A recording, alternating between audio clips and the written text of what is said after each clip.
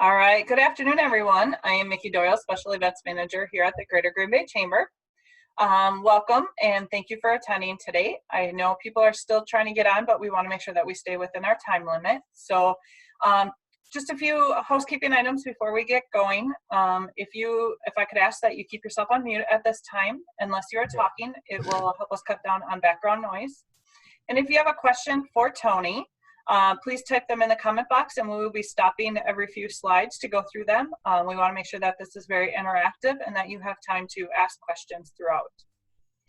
It is my great pleasure to introduce Tony Hoslet from Sandler Training, who is going to provide us an interactive presentation on how to succeed at selling anything remotely. Take it away, Tony. Hi, everybody. Good afternoon. We got a nice crowd. I think we had up to 57 registered, so that's it's my honor. I want to thank the Chamber, Mickey, Allison, Lori, the whole team. It's my honor to talk with and to share with all of you today. The title of our talk is How to Succeed at Selling Remotely. Some of us on the line are familiar with Sandler. Many are probably not.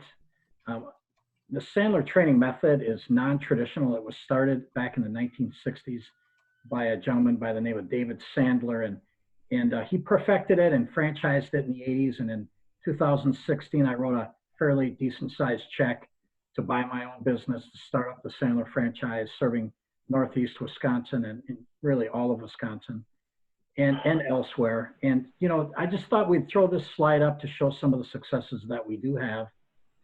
The third one over says 88% of the salespeople said their sales strategies improved through some of our trainings, and 96% of the people would recommend us to friends and other business associates.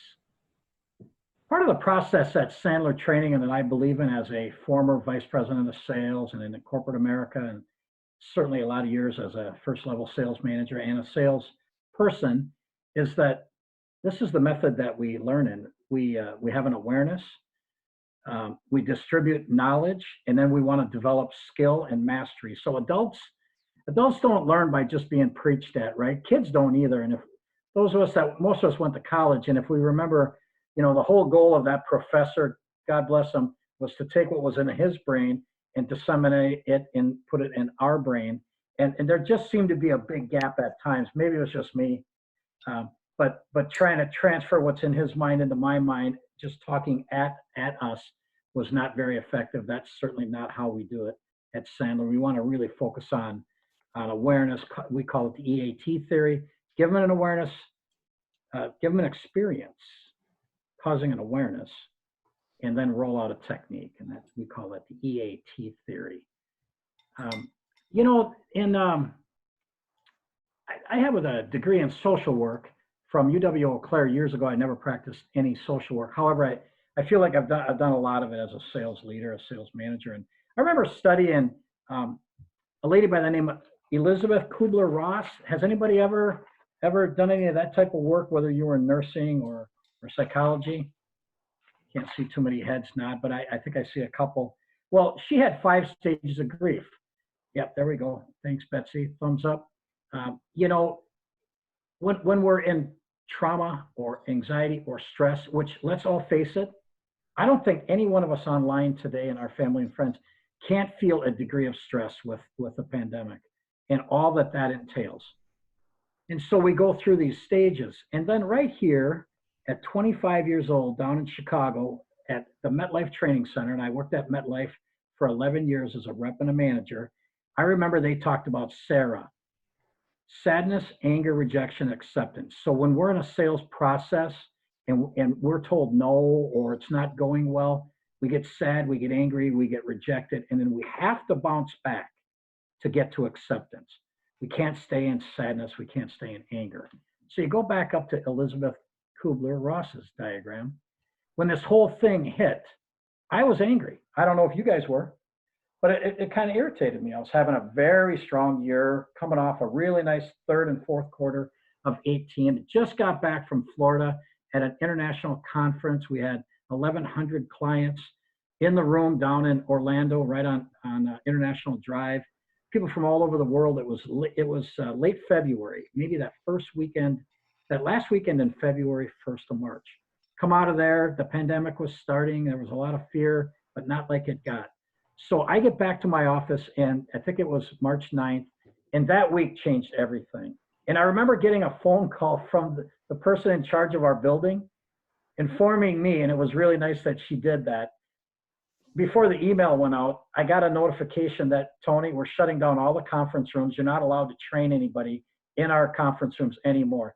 And I was not a happy camper, because my whole business is face-to-face interaction, classroom style on a weekly basis, 2 or 3 or 4 of these every week. Lots of people coming in, me going out a little bit. And so old TH was angry. I think I skipped through depression, and I just remember vividly bargaining with the lady. I thought, you know what, I'm a sales guy. I'm like, come on, I'll disinfect the whole place for an hour, and I'll keep them 10 feet apart. Just let me once a week. I'll skip the rest of them. Just let me have once a week. And it was, Tony, it's not going to happen. This is serious. You're not going to do that. So the sooner I got through some of that, the better. And mental toughness. My coach tells me it's all about mindset today. And hell, we've been at it 7 weeks, right? So maybe we're getting better with it. I'm going to stop talking in a minute. We're taught to only talk 8 minutes. It's like, Tony, no more than 8, and I'm getting close. In fact, very close. So what we'll do is we'll open it up in a minute or two. But how do I want to be during the COVID? And these slides are put together about a month ago, right as this thing was hitting. Still appropriate today.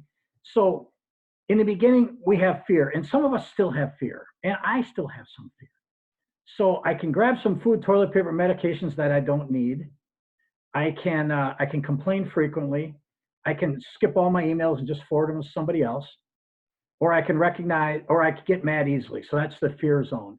And then let's get through the fear zone and let's go to the learning zone. I start to give up what I can't control, identify my emotions. I'm in tune with them. I become aware of the situation and think how I should act. And I recognize that we're all just trying to do our best. So that's the learning zone. And then the hardest zone to go in is growth zone. Fair? I think of others and I see how I can help them. So maybe I get back with my clients a little bit more. Maybe I put warm blankets on my clients. I live in the present, focus on the future. I'm empathetic, easy for me to say, with myself and others, right? I got to take it easy on myself. I certainly got to take it easy on others. I look for a new way to adapt to new changes. I practice quietude. You know, when I first saw that quietude word, I thought that was a mistype, that it meant gratitude. But then I looked it up. I'm like, hey, knucklehead, that's solace and patience. So I practice that. Mickey, let's open them up. Let's see if anybody's got a thought on what we've talked about so far.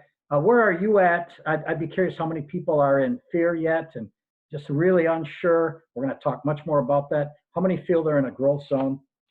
If we have some comments, that'd be great. So you can, everything is muted right now. So if you'd like to interact or talk to Tony, have questions, you can unmute yourself. Anybody want to share? Otherwise, I'm going to call on somebody. I got a couple of plants in the crowd. Not really, but hey, Steve Krieger, you have any thoughts about this at all? Where would you say you are?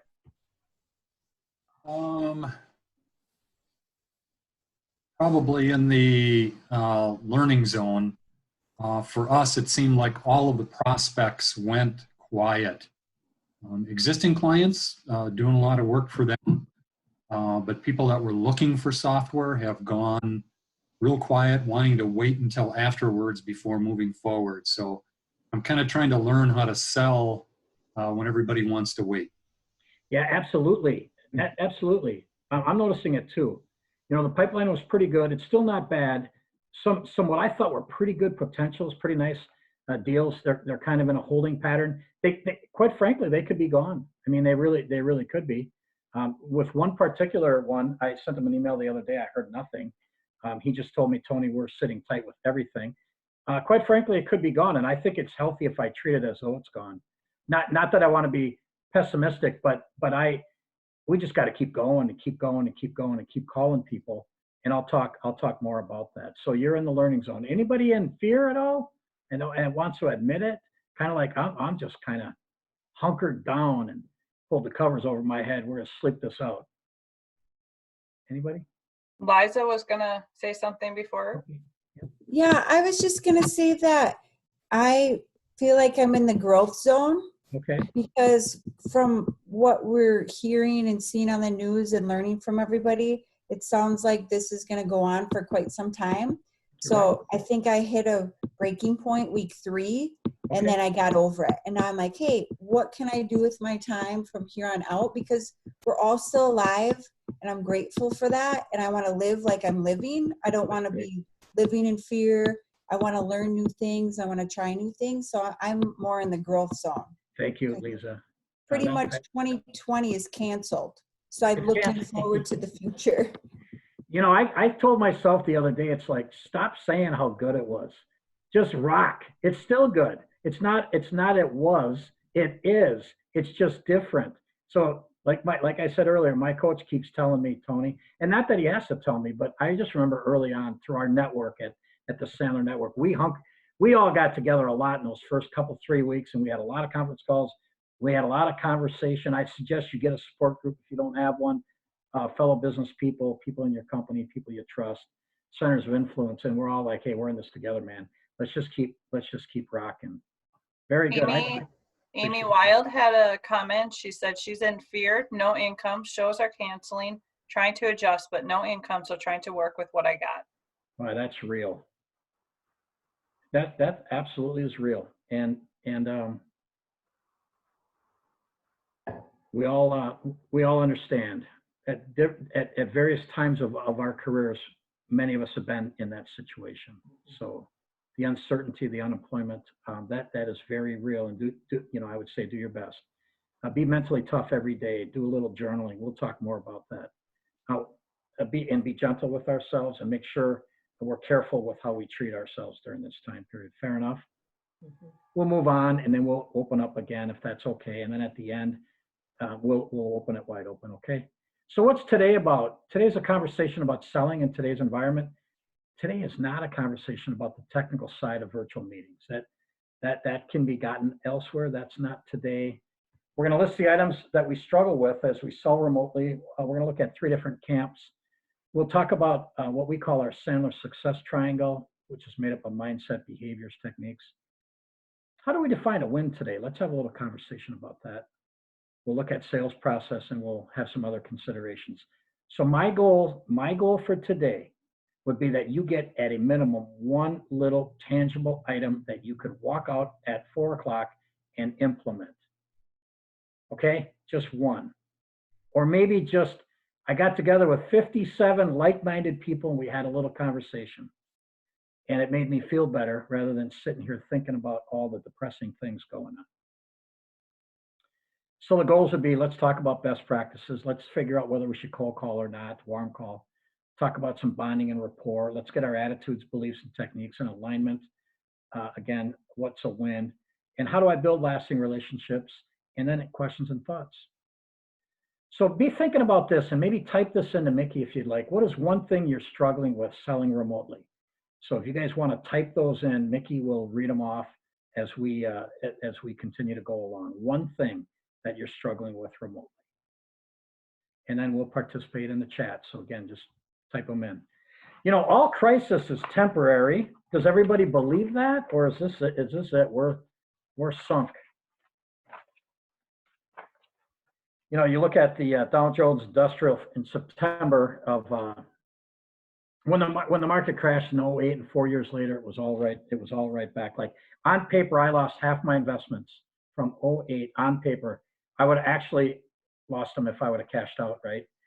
But we held tight, and then in 4 years, it all came back. So everything is temporary. We can be in this fight or flight or freeze mentality. Where are we? Are we in fight? Are we in flight? Are we in freeze? Some of our competition is kind of stuck. Some of them might be stopping. They might be lowering momentum. They might be scared. I was on one of these the other day. It might have been through the chamber. Somebody said it's not a bad idea to go look to buy your competition out. I think it was a chamber meeting, Mickey. I think that was back when we were talking about the Paychecks program and some of the other opportunities. That might not be a bad strategy Go pick on your competition a little bit. It's tempting to stay in a comfort zone. We say when we move out of comfort, we get to growth. There's pain and growth. For instance, true confessions. I've been on Zoom meetings and GoToMeetings and Skype a long, long time. But I never conducted one of these. And I was in the process of doing it right before it hit. I was literally, because I had some requests and I always wanted to do it, like get a virtual option in the classroom, 10, 12 people in, have a couple piped in. And I was literally just starting it. Went and bought a $1,100 Lenovo laptop that's sitting right on the other side here that I haven't had a chance to convert over because I wanted to make sure that I've got occasionally some issues with this older laptop. And then boom.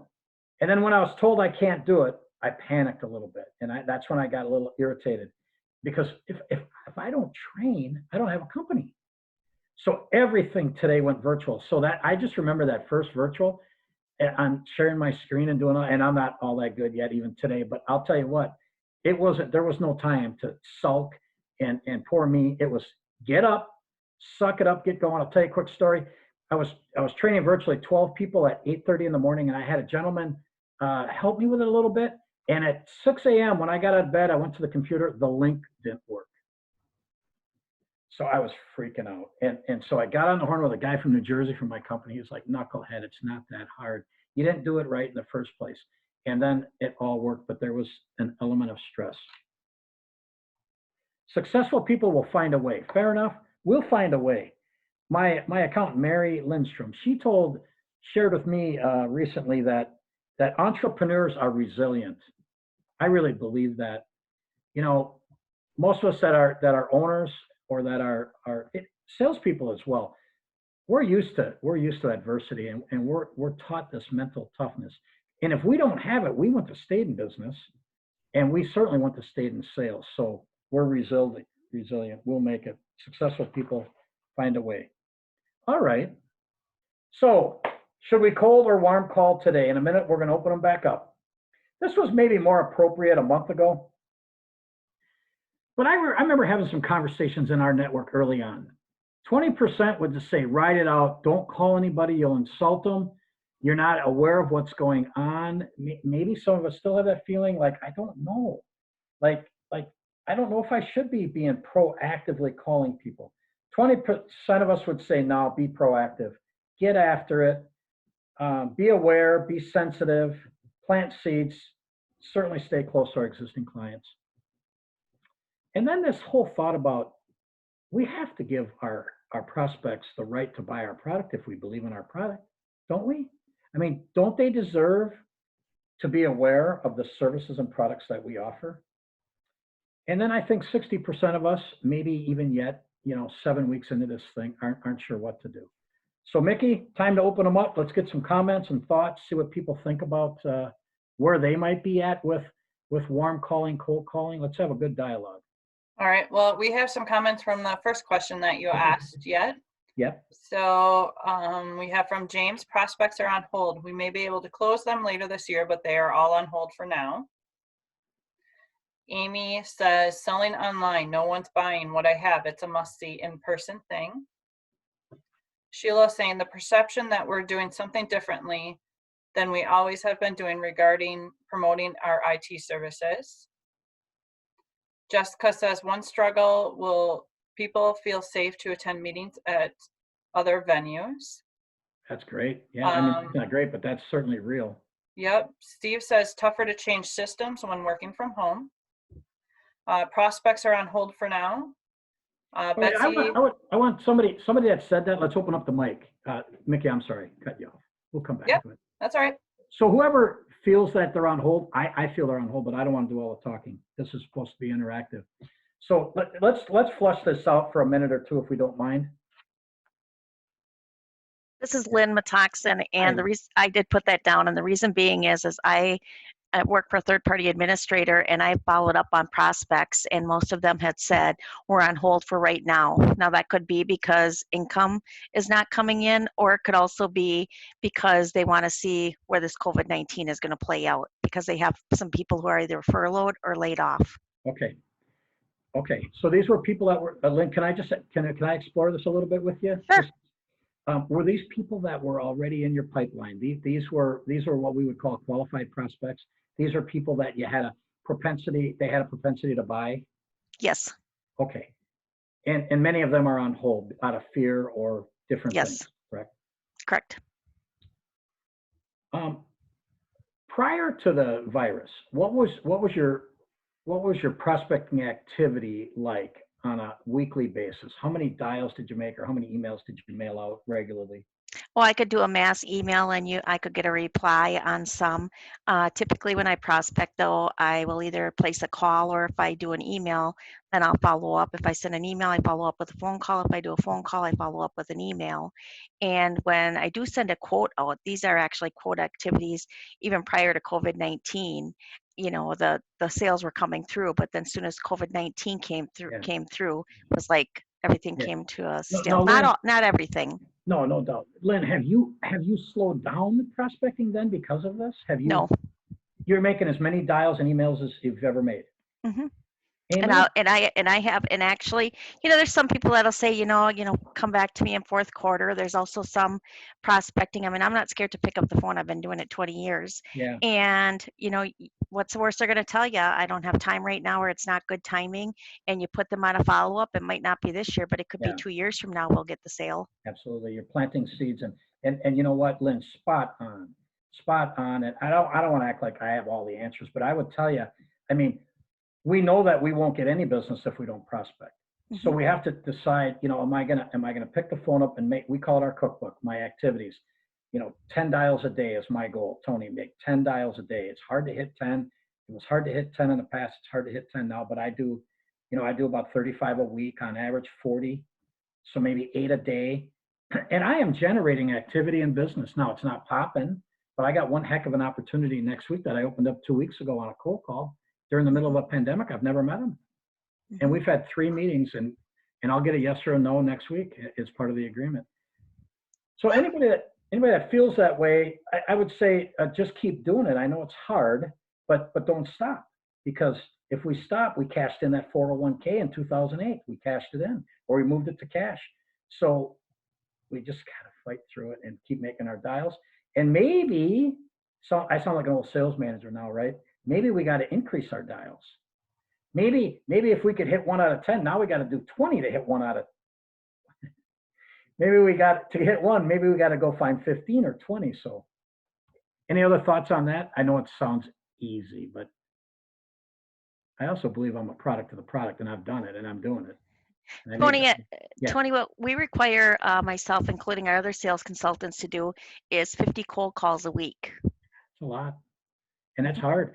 And It is. I don't even cold call. Mine are slightly warmed up with a name, and I could teach you potentially that technique through LinkedIn. If anybody wants that technique through LinkedIn, just shoot me a note. It's tony.hoslet@sandler.com. But it's a strategy. 50% of my business comes through a LinkedIn strategy. And it's not complicated, because I'm not a complicated person. Very simple, in fact. So Lynn, it would be like this. Lynn, you and I, and we could do this virtually. You look at my LinkedIn, I'll look at yours. You sort them by however you want: HR director, owners, presidents, vice presidents. And then you write down the names, you filter it, you write the names that would interest you off my LinkedIn, and I would do the same. And guys, 50% of my business comes from that, including the opportunity from 2 weeks ago that I hopefully will close successfully. That's a little free tip. How about that? There's one nugget, no charge. Anybody else on that? Anybody think I'm like full of it? If you do, it's okay. Not trying to be confrontational, but if anybody thinks that, let's talk about it. Tony, I think you hit the nail on the head when you said free of charge. Right now, I think one of the ways to do prospecting is to give away our services for now. Fortunately, I was already in the habit of doing that a lot. My accountant would say I was doing that too much, Right. Doing too much of my training for free, because I love to work with nonprofits. But now I'm finding that there aren't too many businesses who will say no if you call them and say, hey, I'm willing to do some training at no charge for the next couple of months. Yeah, it's a way to get in, especially for nonprofits, Betsy. Very good. Right. I know of other people that do that. I know of people in our network that have had to, rather than have the client go away, I've had them say, look, don't give me any money for a while. You know, and you know, quite frankly, they're not going to forget that. They're not going to forget that at all. Any other thoughts on that, guys? All right. So we believe in the importance of bonding and rapport. The definition that we would use for bonding means shared business values. Shared business values. Now, most of us are probably from the Green Bay area, and most of us are probably Packer fans. So the fact that maybe we're Packer or Brewer fans, that is a form of bonding, but it's not what we mean in a business sense. What I'm looking for when I'm opening up a call is there a shared business value? Do they treat me with respect? Do I treat them with respect? Do we have a mutual, do we have a vision that is mutually exclusive? You know, are we together? And then a rapport means I get you, you get me. So we're looking for that in a sales call. People buy from people they like. People like people who are like themselves, and hence people buy from people who are like themselves. And so early on in the sales process, we're trying to figure out whether or not we like them and they like us. Fair enough. We are not Pollyannic. We aren't fake. We're not, you know, I'm this way today and I'm that way tomorrow. No, we're genuine. We're authentic. We're honest. All right, we're having conversations. And remember, our name badge says truth seeker. I am seeking the truth. That's my job as a business owner, vice president, salesperson, account executive. I'm trying to figure out whether it makes sense for you and I to join forces and go into business with each other. If it does, great. And by the way, if it doesn't, that's okay too. We have to have that mindset. It can't be this unequal business stature where they've got the gold and we've got the need, and it's apologize. I need the money. You know, it's none of that. I mean, if we have any of that going on, we got to get rid of that. And if you want to talk about it, let me know. But none of us on the phone have it. None of us on Zoom or on the phone have it. How about this whole DISC concept? Do most people understand DISC? Right? I see a lot of head shaking. We've all had it, right? Going through looking at all these beautiful faces, happy people on what day is it, Mickey? Wednesday. Okay, just a quick review. Am I task-oriented or am I people-oriented? Am I introverted or am I extroverted? That's the main thing we want to find out. And so what we could say about this is we want to mirror and match who our prospect is. We don't want to manipulate, but we want to mirror and match. So we want to get really good at this. And it's embedded in our program. It's an integral part of our program. So if I am a D personality, my communication style is D, meaning strong-willed, task-oriented, do it now, do it right now. Some of us might be like that. Not a lot of us, because not a lot of people are pure Ds. But the D personality is get it done now. And I'm talking to an S personality who's afraid, legitimately cautious, a little bit more laid back, more people-oriented. I can offend them right now in the virus while I'm trying to sell them on the phone or virtually. If I come across as being too aggressive, not aligning with their fear and their trepidation or whatever, we're not going to align. And then how about the eyes? My sons and I, 85I, the eyes are going crazy today. Literally crazy. Fair? Betsy, you shake your head. They're going crazy. And because these are the sociables. And we can't have any social contact. So what do? We have all these family Zoom meetings. Your families are doing it, I'm sure. I mean, we're talking to cousins. We haven't talked to each other in 4 months, but every Sunday night we get on because many of us are I personalities, you know, and we're getting our parents and our kids and we're getting everybody on because we're going crazy. You know, I come from a big extended family, Catholic, obviously, right? Extended, big. We go to mass every Sunday, and then we'd all even just sit together, and then we all go to breakfast. Well, we haven't done that in 7 or 8 weeks. So the C and the I, they drive each other crazy too, right? So we have some C personalities, I know, on the call, because I know some of you guys and gals. And the C is task-oriented and compliant and rules followers. And the C's today are like, nobody's following the rules. Did you see all the people at Stein's Garden and Gift? They're going to give us all the virus. Not that that's wrong. I mean, they're actually right. But it's the I's that have to get out, and they put their mask on or they don't. But you look at Fleet Farm and you look at Gander Mountain, well, not Gander, but Cabela's. I mean, we don't need to buy fishing equipment right now. So anyway, why do I bring up this? Who am I? What's my dominant personality, my communication style? But maybe slightly more important, what's the personality of the prospect? And we got a really cool tool on LinkedIn. I'm gonna be quiet because we get close to 8. It tells us, and it doesn't cost that much. And if you want it, let me know. It will tell you based on their profile in LinkedIn, what their dominant, whether they're D, I, S, or C, or a combo. And it'll tell you. It's pretty slick, and it's fairly accurate. Okay, Mickey, let's open them up. Any other questions that lingered from the past, or any thoughts on DISC or anything that we've covered so far? I'll finish with the comments that we had from before when you asked the question. Okay. So I normally like to meet prospective clients and clients for coffee or lunch online. It's a bit different. Probably need to start encouraging my prospects to have a coffee or drink in hand when I'm talking with them, although they probably do. Virtual happy hour. Yeah. Sure. This is water, though. Stay focused. Oh, go ahead. Let me respond to that. I think it's the new normal. I think we just have to get, if we have any trepidation about the phone, selling on the phone, or selling virtually, I think we have to figure that out real quick. And those of us that manage teams, we better get our arms wrapped around it, because it could be another month. Somebody mentioned fear of opening your office. Some offices are going to flat out tell you you're not coming in. You might not come in all summer. And so we just better find a way. Most of us have sold on the phone. Am I right? Show of hands or shake your heads. Most of us have sold on the phone. So maybe we just need to go back to selling on the phone, right? I really like this virtual thing, though. You know what's funny about the virtual selling is not everybody wants their camera on. And it's really funny, because I had a call with a client. I got 17 international participants that I'm training next Tuesday in 5 3-hour blocks. I'm a little nervous.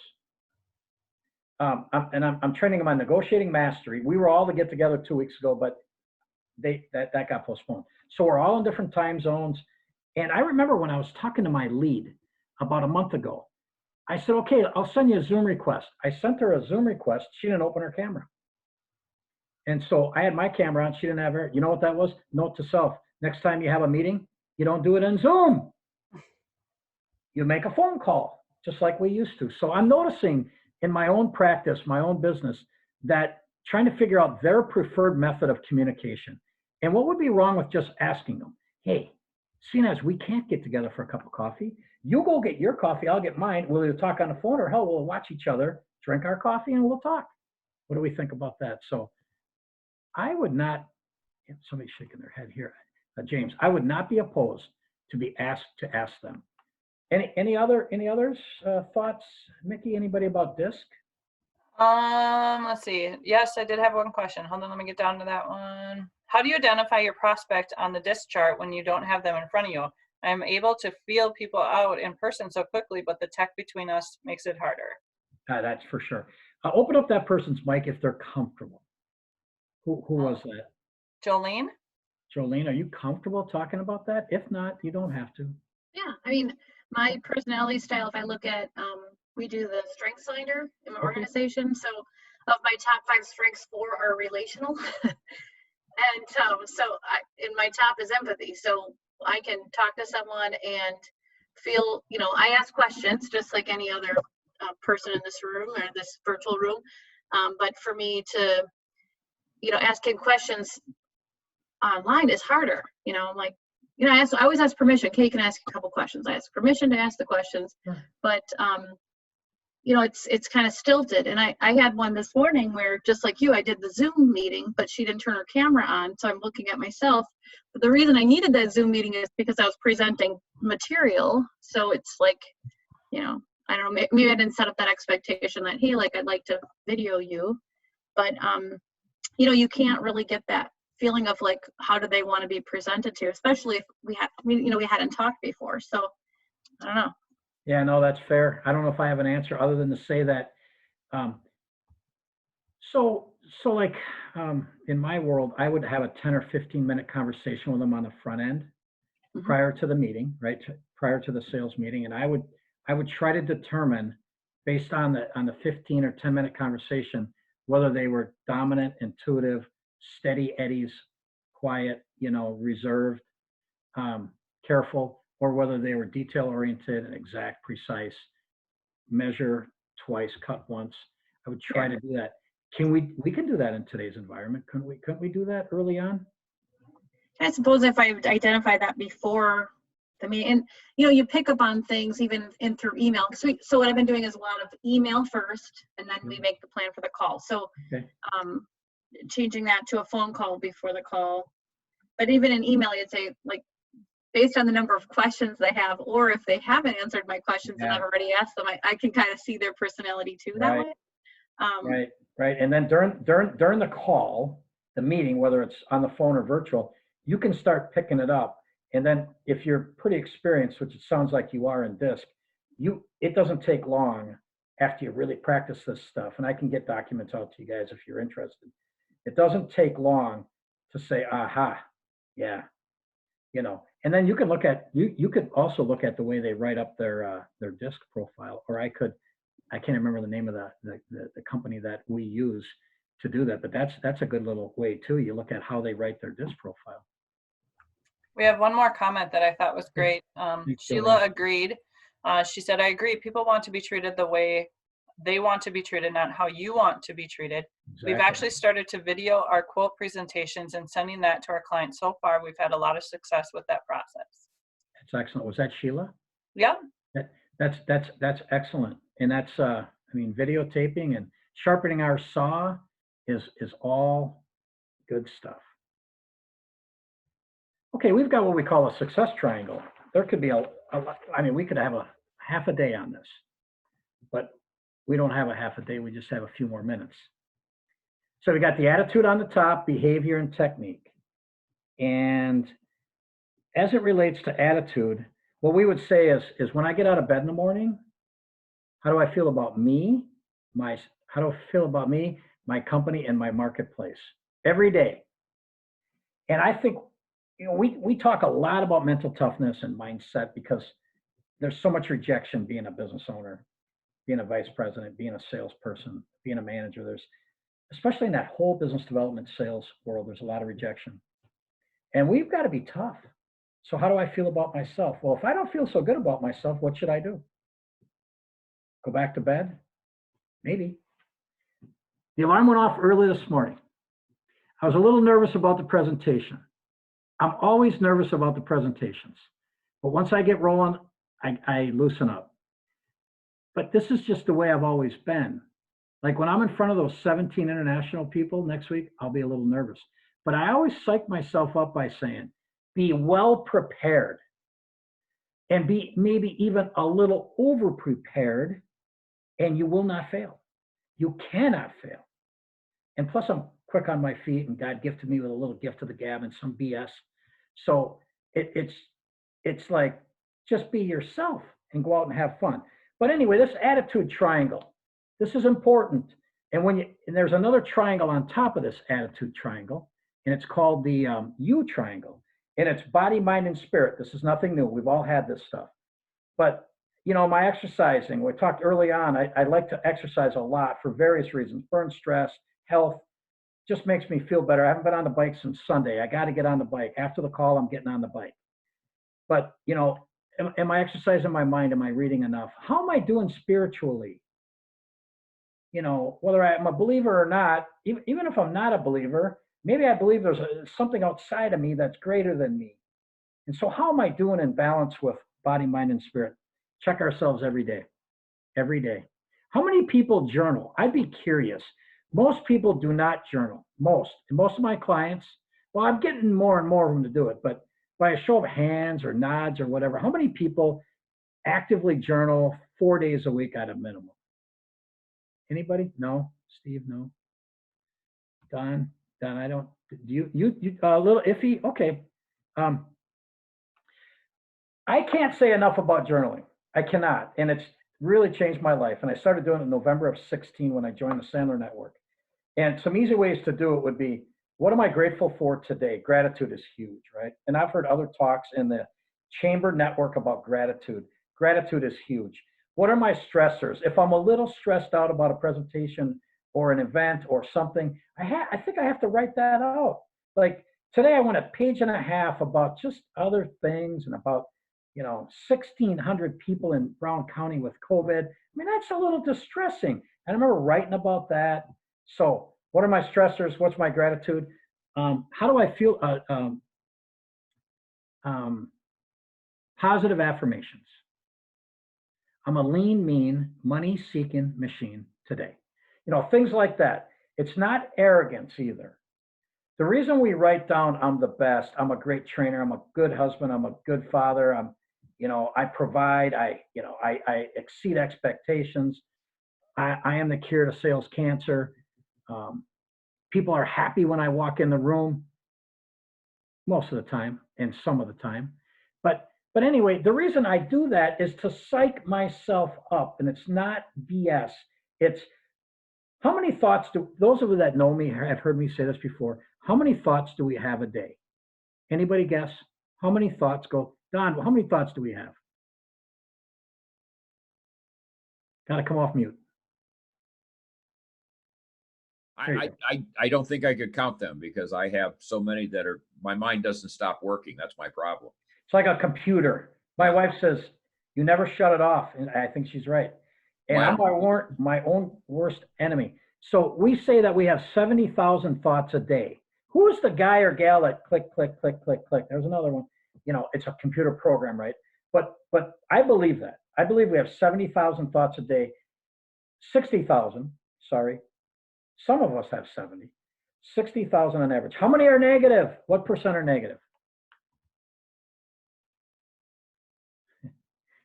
95%. How much? 95%, somebody said. That's great. I'll speak up on that, Tony. I'd say probably a good third of mine every day are negative. You're killing the negative, and then the other third are positive. You're ahead of the game, man. 60,000 thoughts and 70% are negative. So if I have 42,000 negative thoughts rolling through this thick skull of mine every day, I need to write positive affirmations. So the 4 keys, there's a lot of ways to journal, and I got documents I can give you guys as part of this program on how to journal, but I keep it simple. And I don't do all 4 every day. I might just do 1. What am I grateful for is huge. What are my positive affirmations? What's stressing me out? That's huge. If I got something irritating me, I got to write it out. I have to process it. I have to meditate and pray on it. I've got to get it on paper. And then what must be true today? The 4th one. What must be true today? I need to make my 10 dials. I need to send my emails. I need to call my mother. I need to treat my wife nicer. Whatever it is, these things must be true today. We've got behaviors over on the left side. Those are all of my activities. Lynn mentioned it. 50 dials a week. Fine. That's a cookbook. We call that my cookbook. I get that's in the cookbook for success. 50 a week. I tried 50 a week, and guess what would happen, Lynn? It'd be 2 o'clock on Friday, and how many would I have in? Maybe 5. So then I would back end load it, and then it would be Friday, and then it would be the afternoon on Friday, and it would be summer, and it would be Gulf season, or the boat is calling my name to get on a little sturgeon and catch some bass. So you think I'd make my 45? Probably not. So for me, I just said 10 a day. Now, today, when do you think I do the 10? Which is another weakness. You're right, the end of the day. So it's typically 4:30, I get my 10 in. Someday I'm going to have the mental fortitude to get out of bed, do my journaling, do my emails, and start my phone calls at 8 a.m. and get those out of the way at 8 a.m. And then I can feel better about myself, because we firmly believe that our behavior drives our attitude, not the other way around. we're all taught that it all starts with attitude. Sandler says, okay, fine. Is it the chicken or the egg? But we say our behavior drives our attitude. Let that sink in. I got home from work a couple of years ago and my wife said, Tony, how was your day, honey? And I said, I had a great day. Thank you for asking, Janet. And she said, did you sell a big piece of business today? And I said, I didn't sell anything. She said, well, and I'm confused. I'm like, well, that's perfect. The reason it was a good day is because I made my 10 dials. Because my 10 dials will lead to sales. You see the nuance? See why we should be doing them at 8 in the morning and not at 5 o'clock? Why put all that pressure on myself? Why not just time block it? So now I get my clients to time block, and you guys do too. Any thoughts on that before we move on? Oh, and then, I'm sorry, one other thought. The whole techniques. You know, tactics are the what, the strategies are the how. If we can connect our attitude with our behavior and our technique, we're one powerful creature out there in the sales world, in the leadership world. It builds momentum. Any thoughts on this? We have a question. Sure. Has behavior changed by working from home versus in the office? I'd like to know more about that. Has behavior. Tony, that was my question because you can see in the background in terms of my home office, and I've tried to make my home office look like my regular office so that my attitude is the same as I'm in the office. But I'm just wondering if, you know, because people are working from home, has any of that behavior or attitude changed because you're not in the office?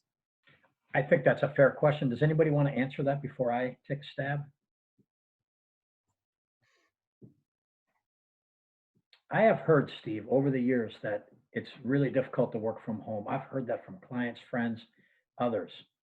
I think there's a lot of legitimacy to that. You got the refrigerator, you've got the TV, you got the stereo, you got the deck, you got the bed or the couch. Easy boy. Most of my career, big chunk of my career as I ran sales teams was I worked out of my home. And I don't have a problem working at home. In fact, I don't like it today though, because in the last 3 years, I base out of my office and I occasionally work at home. I'd rather be in my office. I think I miss the social networking in my office building. We have a number of businesses out there. And if I get a little bored, I can go, you know, I need to feed the eye a little bit, the eyesight. I just go down and talk to Greg and talk to these guys. And I can't do that today. But to your point, I think a lot of people struggle with productivity from home. I do. And hopefully we can get back, you know, safely soon. But I think that's a legitimate point. And I think what we have to do is we have to reward ourselves. We have to make those 10 dials or those, we go to those networking meetings, like Steve, you ran the virtual networking meeting. I think we got to do that. And then I think we got to reward ourselves with maybe a bike ride right before a sandwich. You know, I don't typically do that. I'm somewhat of a workaholic. And I always think if I'm fishing during the day or I'm doing this, that I'm gypping myself. Trust me. I mean, I probably need some couch time for that, really. I mean, I think I have a good work-life balance, but I'm from the older school where many of us that are in my age bracket, we're not giving ourselves a break. That's why I didn't ride the bike today, but I should have ridden the bike today. And I really like these younger people that just say, you know what? I'm riding that bike for an hour. And to heck with it. I wish I could do that. I'd like to chime in on that one and say that I think we're going to see a huge change. I'd be willing to bet in the next 2 years, at least we'll see a 10 or 20% increase of how many people actually choose to work at home. I know my daughter's company, she's working from home right now, and her boss is saying, hey, we're just as productive at home, so why not let everybody in this department stay at home permanently if they choose?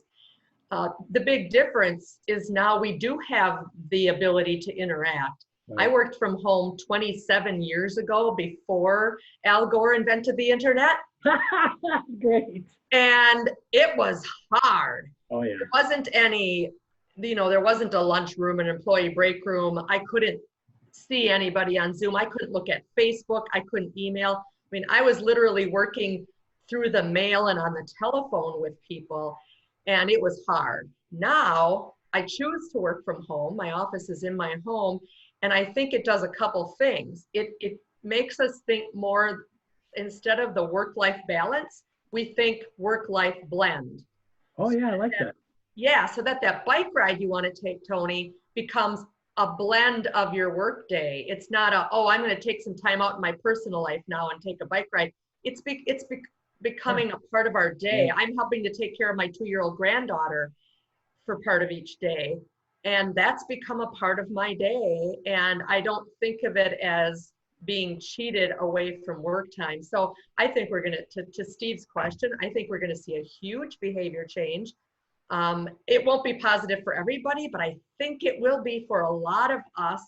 And those of us who are, you know, the influencer, the extrovert type who need people, I've been able to fill that void through a lot of social networking and yes, Right. virtual happy hours and virtual game nights with friends. Yep.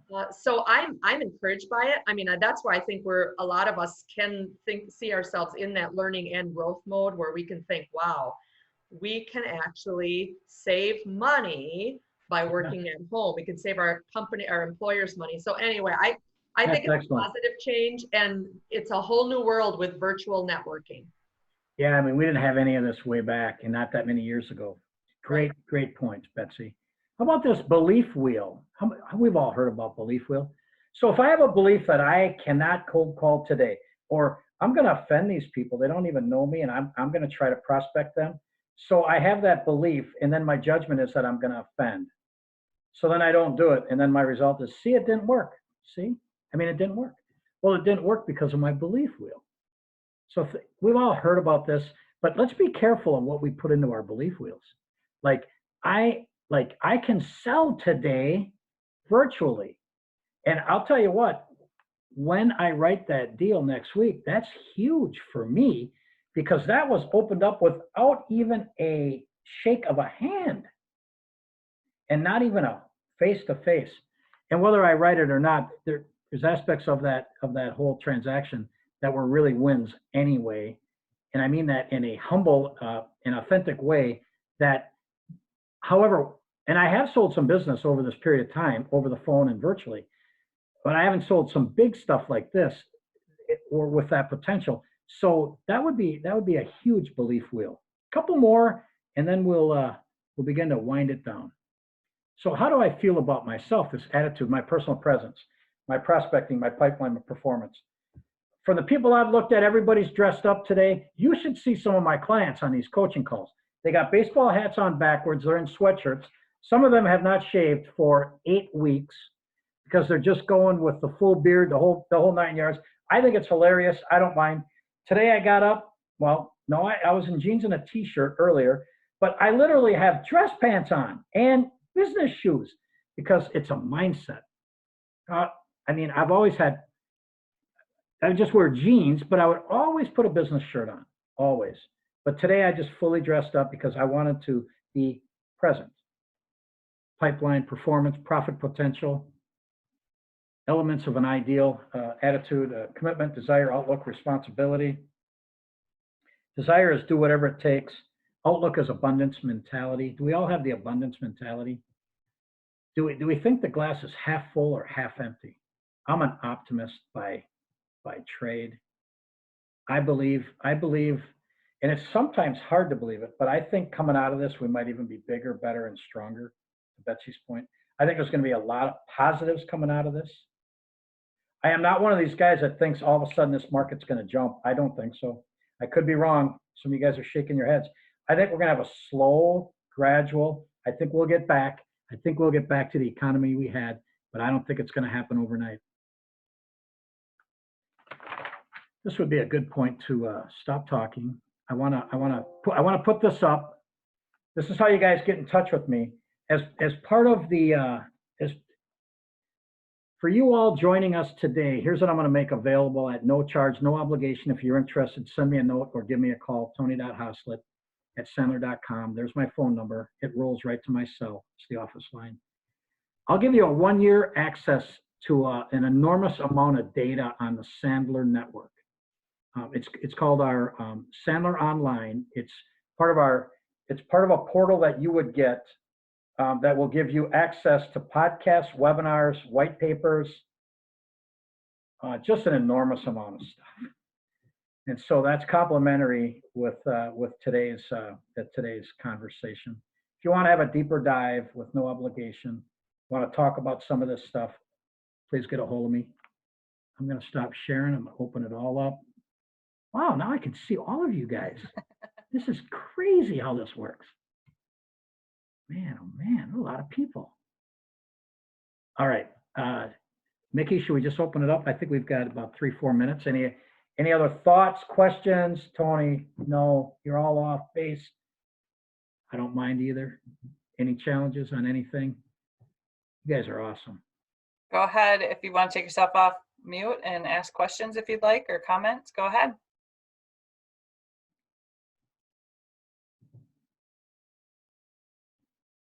Okay. How about we end this way? My goal was 1 nugget per person. I have no idea if we accomplished that. None. Somebody's like, does anybody have a best practice or a nugget that they got out of today? Just one little thing. Because I'm looking for a stroke right now to say, attaboy, baby. I don't have a high need for approval, but I do have somewhat of a need for approval. We'll let it go at that.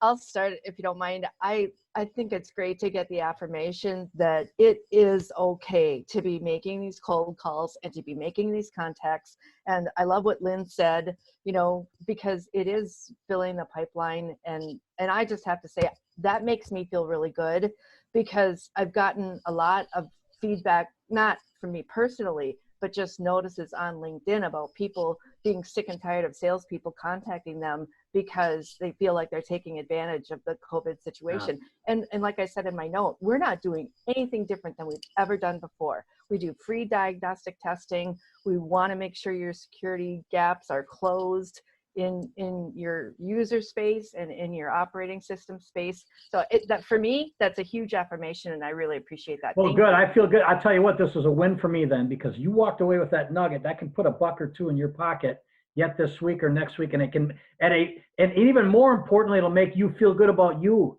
And all this stuff, there was so much stuff on LinkedIn about not prospecting, and I would get into that with them a little bit, but don't even buy into any of that. We're 7 or 8 weeks in. We've got to make a living, and they have the right to buy our product. And we just have to be careful about recognizing the situation they might be in. We have to show some empathy, but we don't have to apologize. Can we get one more? Any nugget that anybody got? Well, that's it for the group, which to me was a win. I'll share. I liked that. I even highlighted it. So I wrote it and highlighted that the behavior drives our attitude, because I've always been like, oh, it's your attitude. Well, how are you going to wake up this morning?